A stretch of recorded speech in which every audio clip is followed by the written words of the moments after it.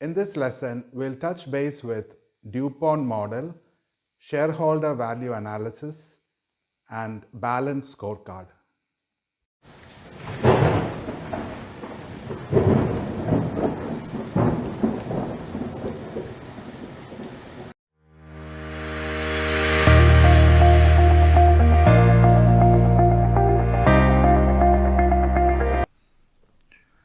In this lesson, we will go across some of the strategic and financial tools that are popular and is widely in use. This includes DuPont Model, Balance Scorecard, and Shareholder Value Analysis.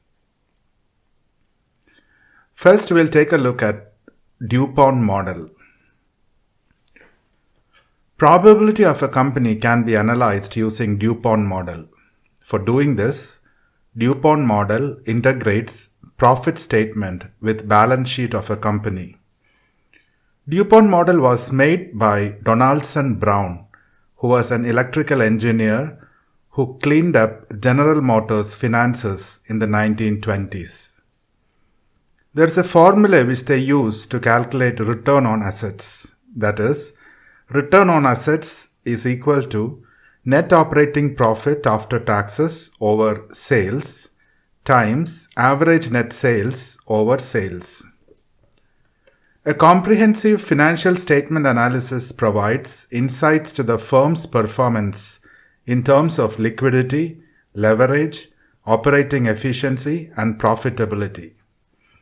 A complete analysis involves both time series and cross-sectional perspectives. Time series analyzes trends in firm's performance, and cross-sectional analyzes external performance as benchmarks for comparison purposes. Now we'll take a look at what is Balance Scorecard. Balance Scorecard is a strategic planning and management system that organization uses to prioritize products and services and to measure and monitor towards strategic targets, or in other words, to achieve strategic targets. This system connects mission, which is our purpose to society, vision, what is our aspiration, core values, which are our beliefs, strategic focus area, that is the themes and goals, operational elements such as objectives, measures, which includes key performance indicators, target performance, and initiatives or projects of the organization. According to Bain & Company and Harvard Business Review, Balance Scorecard is used by 75% of companies worldwide. An organization is viewed in 4 different perspectives by the Balanced Scorecard to develop objectives, measures, which includes key performance indicators, targets, and initiatives or projects. The different perspectives are financial, customer or stakeholder, internal process, which relates to quality and efficiency of each product and services, and finally, organizational capacity, in other words, learning and growth opportunities which exist in an organization. Now we will take a look at shareholder value analysis.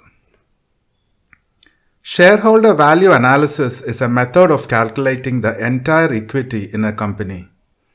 Equity, as you might know, is basically the shareholder value which is vested in a company.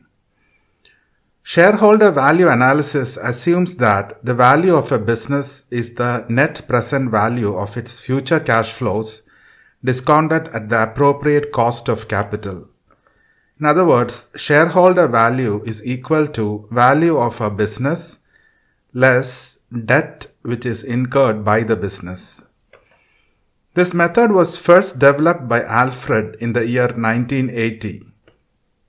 This method takes time value of money into consideration while calculating value.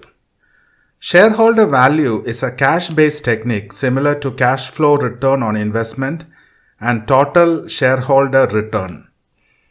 Some of the drivers of cash flow are sales growth rate, operating profit margin, tax rate, working capital investment, and cost of capital, which includes stakeholder expectations such as stakeholder interest in bonds and shares. Management is in most cases able to decrease cost of capital and create shareholder value by financing the firm's capital structure with optimum proportion of debt. In other words, equity value is equal to firm value minus debt. We then compare fair value of equity derived using shareholder value analysis and say, according to market condition, whether the firm is undervalued or overvalued.